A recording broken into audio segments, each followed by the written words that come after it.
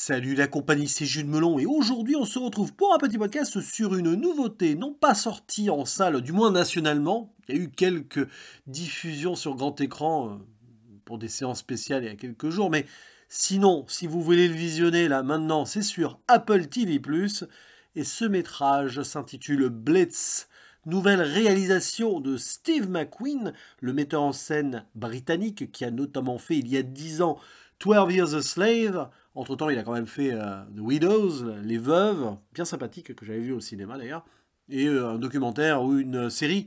Là, il revient donc, si on veut, pour le grand écran, mais bon, c'est sur une plateforme, avec un drame historique, film de guerre. Au casting, nous avons dans le rôle principal féminin Saoirse Ronan, qu'on connaît bien et qui est d'origine irlandaise, tandis que le vrai héros est un enfant ici. Il est interprété par le tout jeune Elliot Heffernan, peut-être son premier rôle, en tout cas marquant, et on peut le dire, c'est une petite révélation. Citons aussi les présences pêle-mêle de Harris Dickinson, alors il est assez haut là dans cette liste d'acteurs et d'actrices, mais on ne le voit pas beaucoup. Benjamin Clementine, qui interprète, on va dire, un militaire britannique qui va être très important pour le jeune héros. Et il y a aussi Stephen Graham, Kathy Burke, ou le musicien Paul Weller, qui joue le grand-père, lui-même musicien. Parce que la musique est très importante dans le film, comme c'était un peu le cas dans 12 Years a Slave, de mémoire, histoire de violon. Et donc ce Blitz est un film qui relate des faits qui sont véritablement déroulés entre 1940 et 1941, sur quelques semaines, où l'armée allemande a mené une campagne éclair, Blitz du coup, sur la capitale britannique, Londres, avec des bombardements incessants qui ont forcément traumatisé la population, peinant justement parfois à trouver un abri. C'est une des histoires du film. Impossibilité donc pour les citoyens d'assurer leur sécurité à 100%, et surtout pour les enfants. Donc, une mère, comme d'autres, décide que son fils, George, là, la mère c'est Rita, jouée par Saoirse Ronan, et son petit enfant va être envoyé à la campagne, le temps que, espérons-le, ça se calme, et ainsi, avec d'autres bambins, on les retrouve dans un train, etc. Sauf que George, il n'a pas très envie vraiment de quitter sa maman. Les adieux, enfin, on espère que c'est pas des adieux, je vous dis pas comment ça se termine, sont assez douloureux. Et disons-le, George va en faire qu'à sa tête. C'est-à-dire qu'il va quitter le train et rencontrer d'autres enfants et d'autres personnes pour revenir à Londres auprès donc de sa maman et de son grand-père. Parce que c'est comme ça. Parce que c'est une aventure aussi ce film, qui est réalisé à hauteur d'enfant la plupart du temps. Le regard donc d'un jeune innocent devant cette folie humaine, cette guerre qu'il ne comprend pas forcément, enfin, il a quand même une idée derrière la tête, bien sûr, il est très intelligent, ça se sent, mais il subit, et il ne peut rien faire, si ce n'est à avancer avec ses propres idées à lui. Voilà, il a son initiative là, son courage, qui vont forcément le mener vers quelques dangers, et aussi va affronter la réalité. À plus d'un moment dans le film, George fait face à la mort, et c'est assez brutal. Je ne vais pas rentrer dans les détails, mais ça commence très tôt. Bon, il y a le contexte de la guerre, mais avec un de ses compagnons enfants, là, sur un chemin de fer, disons qu'il y a une scène qui est en rupture par rapport à son montage, à la façon dont c'est filmé aussi, qui en dit long. C'est même encore plus frontal de le montrer comme ça. Et après, ça va monter crescendo. Avec des morts hors champ, il y en a une autre. Voilà, j'en dis pas plus, sur une de ces rencontres. Et ensuite, il va clairement être en contact avec des cadavres, avec ces pilleurs là qui vont le recruter de force. Bon, c'est assez particulier parce que on a un récit initiatique à la dure aussi qui rappellera un peu Oliver Twist sur certains points. On voit que Steve McQueen a voulu rendre hommage aussi à un pan de la culture, de l'art britannique. Et il ne faut pas oublier une chose, avec ce monsieur, il y a des questionnements sur la société, que ce soit donc à travers l'histoire, 12 Years a Slave bien sûr, ici à nouveau, mais là c'est sur son pays, l'Empire britannique, enfin là, le royaume commençait à se désempiriser, si vous voulez, un petit peu, et le jeune enfant que nous voyons là est métis, car Rita l'a eu avec un musicien, le père d'ailleurs est hors champ, il n'est plus là, j'en dis pas plus, parce que est-ce que le film en dit plus d'ailleurs? Bon, il y a des sous-entendus assez clairs, un gars voilà, qu'elle a rencontré parce que Rita est une chanteuse. Bon, voilà. Et donc lui-même, il est amené à affronter le regard des autres, en plus de la guerre. Il y a un peu une double peine, avec ses enfants qu'il rencontre dans le train, c'est ce qui le fait partir, hein, qui le harcèlent, et sur certains préjugés racistes en plus. Et voilà, c'est ainsi que peut-être il va affirmer sa propre identité. Il y a toute une histoire là-dessus qui va rappeler ce qu'il a travaillé, Steve McQueen, parce qu'il écrit ses scénarios aussi, hein, dans 12 Years a Slave, un petit peu dans Les Veuves. Ça, c'est passionnant. Voilà. C'est un film qui raconte quelque chose et qui s'inscrit dans un sens large, hein, politiquement, dans l'évolution du monde, avec un écho encore de nos jours. En cela, il y a une vraie réussite, hein, sur l'écriture, sur la diégèse narrative, et sur le visuel aussi, même si on peut reprocher une forme de classicisme, mais doit-on reprocher à un film d'être classique? Après tout, si c'est bien fait, là c'est très bien fait.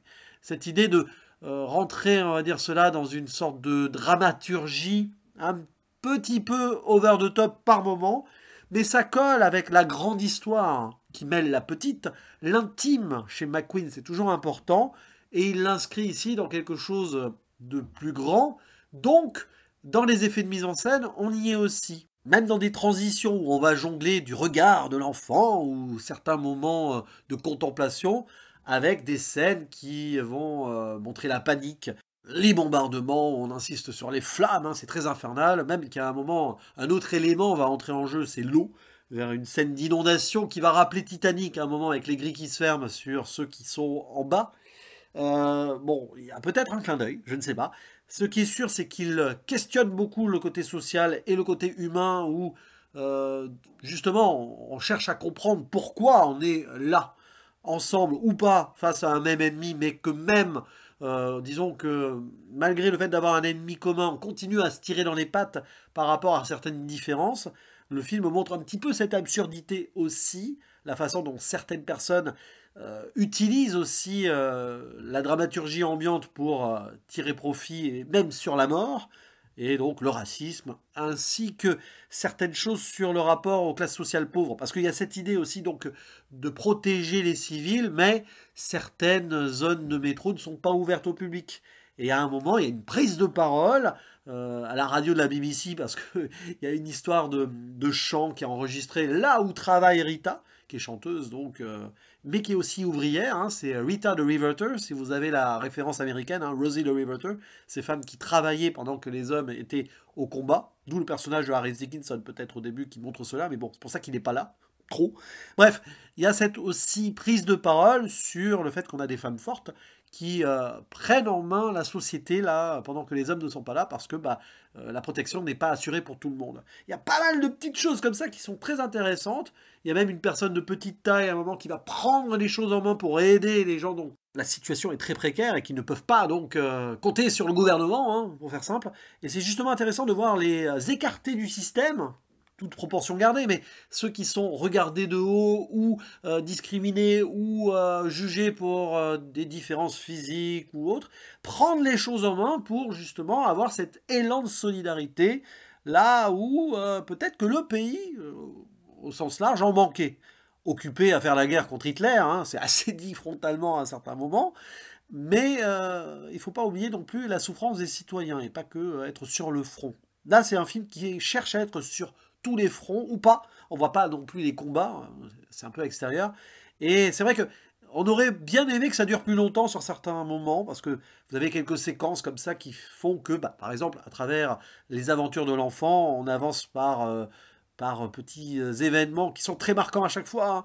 Mais évidemment, cette idée de séparation pour les retrouvailles, c'est un trope assez habituel dans, on va dire, ce genre de conte, hein. Mais c'est un conte dramatique et historique qui fait qu'on entre dans le classicisme que j'énonçais plus tôt, et ça marche. Et Steve McQueen, il développe son cinéma. Vraiment, c'est quelque chose de maîtrisé.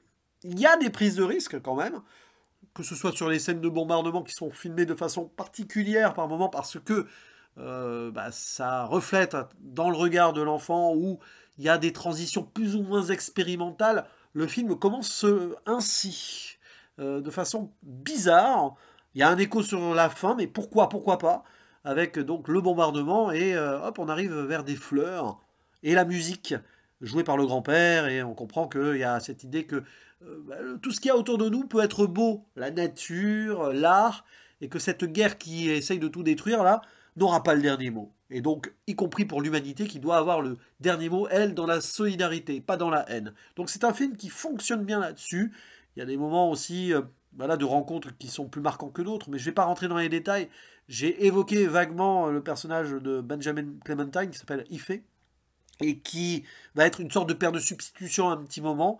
Mais là aussi, les séparations doivent se faire à un moment. Est-ce qu'ils se retrouveront après ou non? Voilà, il y a des moments où la vie ici est telle qu'elle est. Ce n'est pas un film qui ne va aller que dans la happy end ou dans des bonnes résolutions non plus. Parce que c'est comme cela que George doit avancer et être enfin qui il est. Accepter qu'il est l'enfant de deux personnes qui n'auraient jamais dû être en couple selon les critères de l'époque. Eh ben si, il est là, et une fois arrivé à destination, par rapport à tout ce qu'il a pu perdre ou vivre, d'accord, eh ben il va surtout ressortir grandi, au sens large. Donc c'est un film à voir, qui peut marquer quand même cette fin d'année, je pense. J'ai du mal à le situer par rapport à toute cette ribambelle d'excellents films qu'on a pu avoir hein, sur une année 2024 assez riche. Mais ouais, voyez-le, ce Blitz, parce que bah, c'est du cinéma. Alors c'est dommage qu'on l'ait pas vu en salle. Parce que je sais que certains privilégiés l'ont eu donc sur une, je sais pas, une trentaine, une quarantaine de séances. Je crois qu'il y a 10 jours, non, une semaine, bon bref. Bon, bah, je pense que vous avez dû beaucoup plus apprécier encore, parce qu'il y a des sensations sonores et visuelles que j'aurais aimé voir enfermées avec des spectateurs sur une toile. Mais bon, il en est ainsi.